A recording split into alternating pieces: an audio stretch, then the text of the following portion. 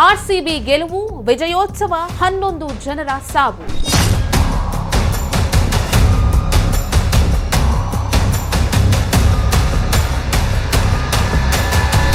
ರಾಜ್ಯ ಸರ್ಕಾರವನ್ನ ತರಾಟೆಗೆ ತಗೊಂಡ Arnab Goswami. Ladies and gentlemen, this is crossing the limits. ರಾಜ್ಯ ಸರ್ಕಾರದ ಕಮಿಟ್ಮೆಂಟ್ ಯಾವ ರೀತಿ ಇತ್ತು ಅನ್ನೋದನ್ನ ತೋರಿಸಿದ್ದಾರೆ Arnab. While people died, while people had suffocated, this celebration was going on. The commitment the organizers made was to money. ಈ ಹಿಂದೆ ತಮ್ಮ ವಾಹಿನಿಯಲ್ಲಿ IPL ಸ್ಕ್ಯಾಮ್ನ ಬಗ್ಗೆ ಸ್ವತಃ ಅರ್ನಬ್ ಅವರೇ ಹೇಳಿದ್ರು. ನಮಸ್ಕಾರ. 18 ವರ್ಷಗಳ ಬಳಿಕ ಆರ್ಸಿಬಿ ಕಪ್ ಗೆಲ್ತು. ಕಪ್ ಗೆದ್ದ ಖುಷಿಯಲ್ಲಿ ಬೆಂಗಳೂರಿನಲ್ಲಿ ವಿಜಯೋತ್ಸವವನ್ನು ಆಚರಿಸಲಾಯಿತು.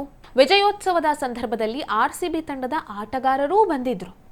ಇದೆಷ್ಟು ಒಂದು ಕಡೆ ಆದರೆ ಇನ್ನೊಂದು ಕಡೆ ರಾಜ್ಯ ಸರ್ಕಾರದ ಬೇಜವಾಬ್ದಾರಿತನದಿಂದ ಸರಿಯಾಗಿ ಕಾರ್ಯಕ್ರಮವನ್ನ ನಿರ್ವಹಣೆ ಮಾಡದೇ ಇದ್ದಿದ್ರಿಂದ ಚಿನ್ನಸ್ವಾಮಿ ಕ್ರೀಡಾಂಗಣದ ಬಳಿ ಸುಮಾರು 11 ಜನ ಆರ್ಸಿಬಿ ತಂಡದ ಅಭಿಮಾನಿಗಳು ಸಾವನ್ನಪ್ಪಿದ್ರು.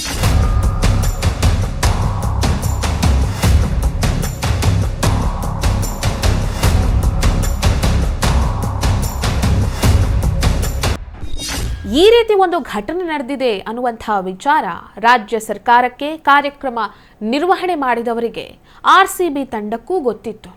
ಇದಿಷ್ಟು ಗೊತ್ತಿದ್ರೂ ಕೂಡ ಅವರು ತಮ್ಮ ಸಂಭ್ರಮಾಚರಣೆಯನ್ನ ನಿಲ್ಲಿಸಲಿಲ್ಲ. ಇತ್ತ ಕಡೆಯಿಂದ ಜನರು ಅಸ್ವಸ್ಥರಾಗಿ ಆಸ್ಪತ್ರೆ ದಾಖಲಾಗ್ತಿದ್ರೆ ಅತ್ತ ಕಡೆಯಿಂದ ಅವರೆಲ್ಲರೂ ಕೂಡ ಸೆಲ್ಫಿ ತೆಗೆದುಕೊಳ್ಳೋದ್ರಲ್ಲೇ ಬ್ಯುಸಿ ಇದ್ರು. ಈ ವಿಚಾರಕ್ಕೆ ಸಂಬಂಧಪಟ್ಟಂತೆ ರಿಪಬ್ಲಿಕ್ ಟಿವಿಯ editor in chief Arnab Goswami ಅವರು ರಾಜ್ಯ ಸರ್ಕಾರವನ್ನ, ಆರ್ಸಿಬಿ ತಂಡವನ್ನ, ಜೊತೆಗೆ ಕಾರ್ಯಕ್ರಮದ ಆಯೋಜಕರನ್ನ ತರಾಟೆಗೆ ತಗೊಂಡಿದ್ದಾರೆ.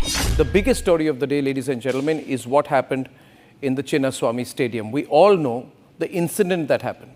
The point to be understood tonight is that the organizers knew, RCB knew, the politicians knew, and I believe the cricketers knew completely that people had died in the Chinnaswamy Stadium trying to enter in a stampede at the Chinnaswamy Stadium, that 11 people had died, 54 people were injured, and despite that, despite knowing that people had died, the organizers, that is RCB, the government of Karnataka, that is DK Shivakumar, Deputy Chief Minister Siddaramaiah, and the players all decided unanimously among themselves that the party needs to go on.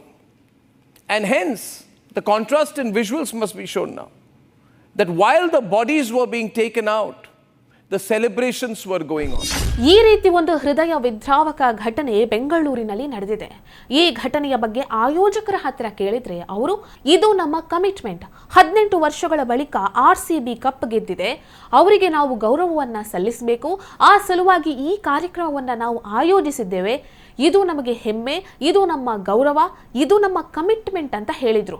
ಕಾರ್ಯಕ್ರಮ ನಿರ್ವಾಹಕರ commitment ಯಾವ ರೀತಿ ಇತ್ತು?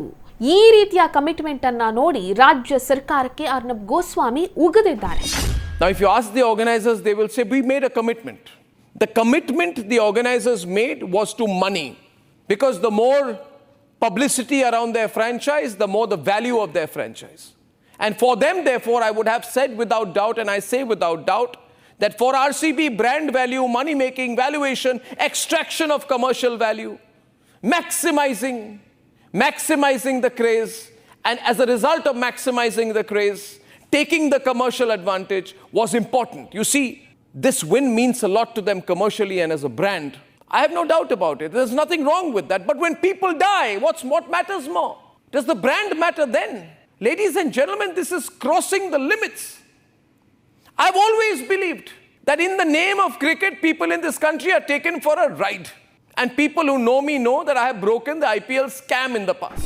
ನೋಡಿದ್ರಲ್ವಾ ವೀಕ್ಷಕರೇ, ರಾಜ್ಯ ಸರ್ಕಾರ ತನ್ನ ಗೌರವವನ್ನ, ತನ್ನ ಘನತೆಯನ್ನ ಹೆಚ್ಚಿಸಿಕೊಳ್ಳೋದಕ್ಕೆ, ಆರ್ಸಿಬಿ ತನ್ನ ಘನತೆಯನ್ನ ಮತ್ತಷ್ಟು ಹೆಚ್ಚಿಸಿಕೊಳ್ಳೋದಕ್ಕೆ ಯಾವ ರೀತಿಯಾಗಿ ಕಾರ್ಯಕ್ರಮವನ್ನ ಆಯೋಜನೆ ಮಾಡಿ 11 ಜನರ ಜೀವವನ್ನ ತೆಗೆದುಕೊಂಡ್ರು ಅಂತ ಹೇಳಿ.